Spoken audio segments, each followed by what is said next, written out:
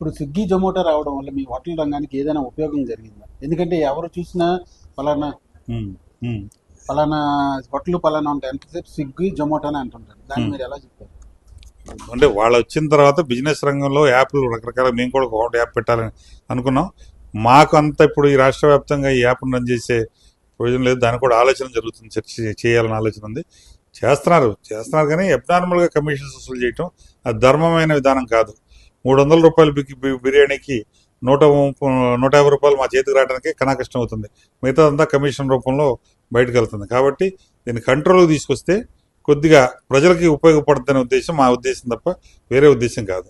MNC కంపెనీతో మీరు పోటీ పడుతున్నారు లేకపోతే ఎదురిస్తున్నారు, స్విగ్గీ కానీ జొమాటో కానీ, మీరు నిలబడతారా చివరి వరకు? 100% నిలబడతాం. దాంట్లో ఏం లేదు, ఇబ్బంది ఏం లేదు. 26 జిల్లాల్లో దీన్ని ఇంప్లిమెంట్ చేయడానికి సిద్ధంగా ఉన్నాం. అందరం 1.5 మంత్ నుంచి 2 మంత్స్ చర్చించుకున్న తర్వాతే ఈ నిర్ణయానికి వచ్చాం. ఇప్పటికి 1.5 మంత్ నుంచి ప్రతి 4 రోజులు లీగల్ టీం అంటున్నారు, ఇంకోటి అంటున్నారు, చర్చిస్తున్నారు తప్ప ఇంప్లిమెంటేషన్కి రావట్లే. రేపొద్దున లీగల్గా ఏదైనా వాళ్ళు ఆస్కారం ఏమైనా ఉండొచ్చా? ఏదున్నా సరే దాన్ని ఫైట్ చేయడానికి ఆంధ్రప్రదేశ్ హోటల్స్ నిలబడి ఉంటుంది. రాష్ట్ర వ్యాప్తంగా 26 జిల్లాల నాయకులందరూ కట్టుబడి దీని నిర్ణయం తీసుకోవడం జరిగింది. మీ నినాదం ఇప్పుడు దేశవ్యాప్తంగా వినిపిస్తుంది, దాన్ని ఏమంటారు? 100% ముందు దీన్ని రాష్ట్రం భారతదేశంలో ఉన్న ఆంధ్రప్రదేశ్ ఫస్ట్ స్టెప్ తీసుకుంది. నెక్స్ట్ కర్ణాటక ప్రెసిడెంట్ సెక్రటరీలు కూడా రాత్రి ఫోన్ చేసి అడిగారు. 14 తారీఖు అయిన తర్వాత ప్రాసెస్ అయిన తర్వాత అప్పుడు వాళ్ళని మిగతా రాష్ట్రాలకు కూడా దీన్ని ఎగబాకే అవకాశం ఉంది. వాళ్ళు ఇప్పుడు ఆల్రెడీ దీంట్లోకి వెళ్ళబోతున్నారు, పబ్లిక్ ఇష్యూలోకి వెళ్ళబోతున్నారు. కాబట్టి ఇది కరెక్ట్ అయిన విధానం కాదని వాళ్ళకి తెలుసు. కానీ డైరెక్షన్స్ ఇచ్చేవాళ్ళు కరెక్ట్గా గైడెన్స్ ఇవ్వట్లేదు అని చెప్పేసి తెలిసింది.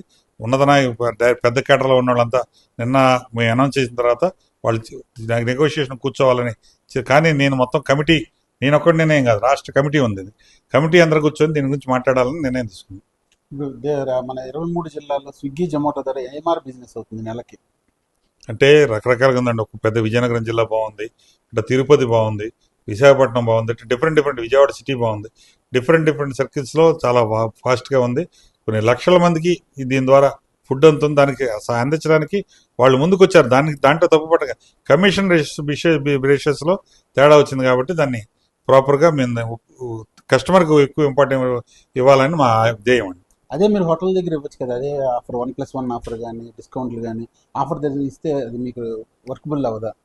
వర్కబుల్ అవుతుంది. కాకపోతే ఈ డైరెక్ట్గా డోర్ డెలివరీ ఇచ్చే కాన్సెప్ట్లో కొద్దిగా ఎక్కువ చాలామంది ఎంప్లాయీస్ వీళ్ళంతా ఉంటున్నారు. కాబట్టి డోర్ డెలివరీ ఇస్తే ఆ కాన్సెప్ట్లో 100% వాళ్ళకి సహాయం చేసినట్టు అవుతుంది. పెద్దవాళ్ళు ఉంటారు, లేడీస్ ఉంటారు, ఎంప్లాయీస్ ఉంటారు.